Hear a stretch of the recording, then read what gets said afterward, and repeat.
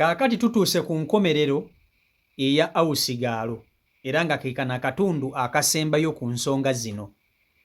Ensonga zino tugenze okuzimala nga tuyingidde akatundu ake-18 part 18 era nga kekafundikidde ensonga za Awusigalo ono. DNA gye mubadde musaba era gye mubadde mulindirira yakoleddwa era nga ne results zaakomyewo bulungi nnyo.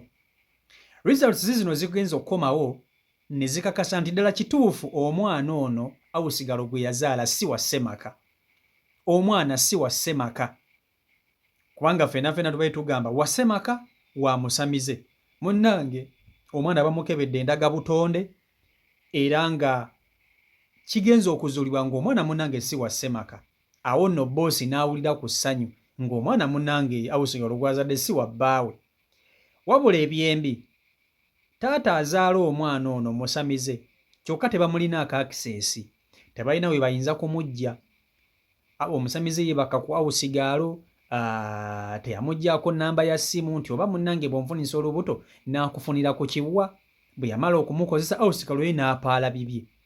Kyokka eno Ssemaka abadde amukubamuko ku Najjolo ate Omusamize ye yakwatamu naye Omusamize yasinga Ssemaka ensumika.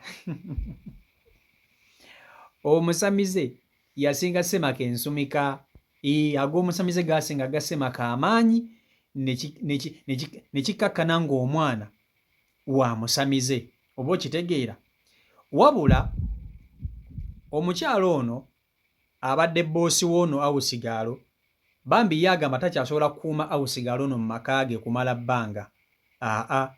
Era bw'oba ng'oli eyo nga osobola okuba nti obaako n'ennyamba gy'oyinza okuyamba Awusigalo ono, osobola okumuwa omulimu, oba osobola okubaako n'engeri gy'omudduukiramu mu ngeri yonna.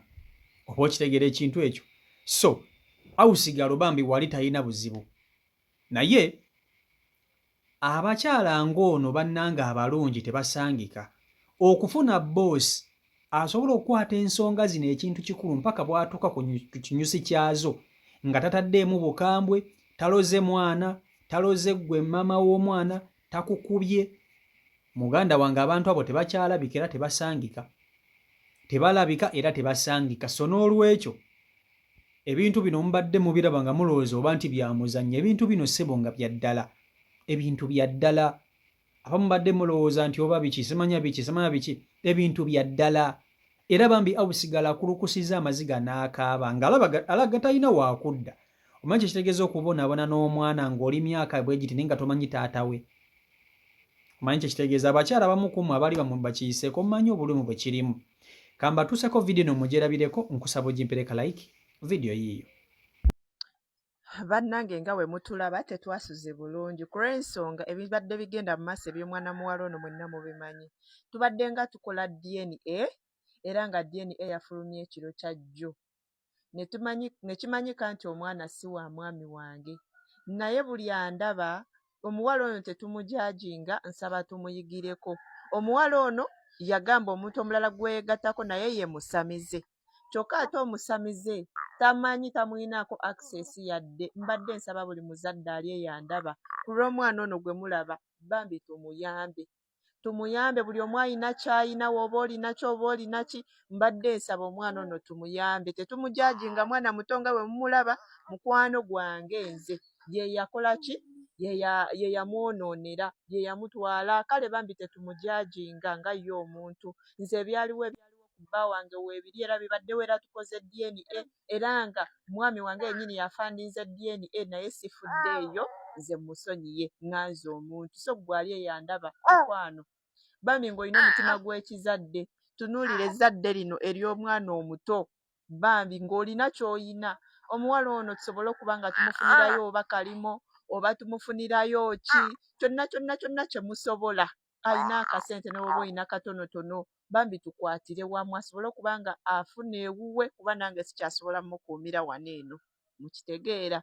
Asobole okuba nga afuna ewuwe, afune n'akalimo bambi abeezeewo omwana we, kubanga munnange eby'Omusamize byonna ebibaddewo talina wayinza kumujja. Right now talina access.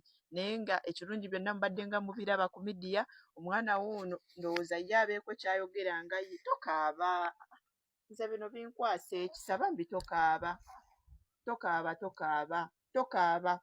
abantu tujja kuyamba weetuli mpa n'omwana tomusiiga maziga, omwana tokaaba tomusiiga maziga, tomusiiga nnaku, tokaaba kwata yogerako kale eri abantu. Bannange mbasaba buyambi munnyambe.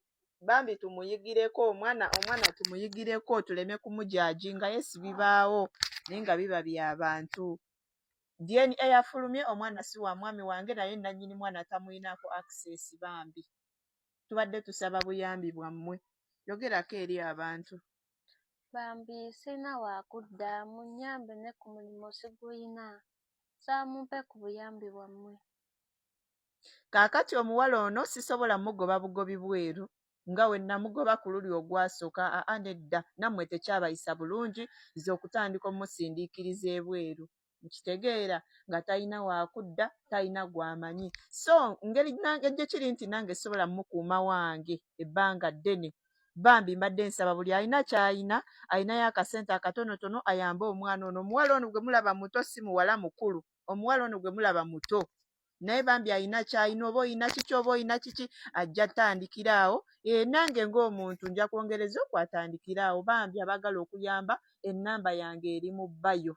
Nsindikira message ku WhatsApp ngambe kandi oba nkubira by the way munkubire. Ayagala okuyamba. Nkubira bukubizo nkubiro ngambe kandi njagala kuyamba omwana ow'obuwala oyo. Bambi tokaaba. So ensonga za awusigaalo bwe zityo bwe zigenze era bwe zityo bwe zikola ki? Bwe zityo bwe zitambudde. Tuzimaliriza era tuzifundikidde. Sisuubira nti wayinza okubaayo paati endala esukka ku eno. Zigenze okugwa nga tuyingidde akatundu ak'e18 ababadde bajja nga muzigoberera mumanyi gye byatandikira yonna. Tewali detail yonna gye musubiddwa. Era nange nfubye okulaba nga mbaleetera ensonga nga zino. Kansuubire nti abakyala mwenna abagoberedde ensonga za awusigalo no mufunyemuko ekyokuyiga. Kino tekina bwe kiki fe abasajja wano tebiina bwe bitukwatirako. Teri musajja agenda kuyigira mu bino. Mmwe abakazi mwe abalina okuyigira mu nsonga nga zino. Mwe abalina okuyigira mu bintu nga bino. Kibakakatako okubiyigiramu. Kubanga kiba kikosa ggwe omukazi si musajja. Omusajja yasobola okwewasiriza kyawusigalo kye gwe n'ozunga bibyo. Naye ggwe omukazi kikakatako okuyigira mu nsonga nga zino oba okitegeera. So njagala okutwala omukisa guno nammwe mwennyini abalaba mwebaza omukyalo ono boosi wa awusigalo. Omukyalo ono engeri gy'akuttemu ensonga zino ebadde ya kintu kikulu. Ensonga agikutte kannabwala n'asobola okuba nti atuuka ku kinyuzi. Wawo omuntu ayinza okuba nga mulala ensonga zino n'agitwala so personal. Osanga awuya omwana wa munne amukoze ekintu ate kino ate kiri awusigalo yennyini amukoze ekintu ekitali kirungi. Naye munnange omukyalo ono ensonga zino azikutte bulungi. Chairman abaddemu n'abakyala abaddemu oba okitegeera mpaka ensonga zino we zituuse ku nnyooge. DNA emaze eggobe mu lubya. DNA bino ebintu byonna bibadde bitambula naye nga DNA yeesaana okukolebwa ebintu bino bikole ki? Ebintu bino biggweewo. So DNA bw'emaze okukolebwa ate so kati omuntu asobola okufuna ku tulo. Omukyala kati asobola okwebaka n'agamba nti owaayi munnange neebase sirina tabbu yonna omwana kasita si wa bba wange. Oba okitegeera ekintu ekyo. So n'olwekyo abakyala abali eyo kansuubire nti ensonga za awusigalo ono muziyigiddemu ebintu bingi. Ekisooka emikwano, mwesonyiwe emikwano. Ekintu ekyo kikulu nnyo mwesonyiwe emikwano. Emikwano gigenda kubatuusa ewabi, emikwano gigenda kubatuusa ewantu ewazibu. Mwesonyiwe emikwano kubanga mukwano gwa boosi ono, mukwano gw'ono omukyala y'abadde ali emabega w'okwonoona amaka ge era nga yeeri emabega okwonoona obufumbo bwe. Ng'ayitira mu awusigalo. Ate ne awusigalo najja n'akigula n'agamba kamulyewo ennamba ye kangitwale. Naye omukazi ensonga zino azikutte kintu kikulu. Mwana muto muwala muto naye ategeera bwe mutwe bwe mulina okukwata ensonga zino kati kambabuulire ensonga zino eno kati kambabuulire mu abakyala abali eyo ekintu ekisinga okuba ekyamakulu ennyo ekirina okuba ze kyenjize mu nsonga zono awusigaalo kwe kusalawo ng'osayisizzaawo na bwongo wabula nga tosayisizzaawo mu busungu. Omukyala ono abakuba na busungu bwa ttumbiizi singa awusigaalo ono singa n'omukazi baamusiba ndoza singa awusigaalo atambula awunya oluusi nga yamulogo oba nga yamukola sigamba nti mulogo si kyeŋŋamba oba nga yamukola ekintu kyonna kyonna ekibi.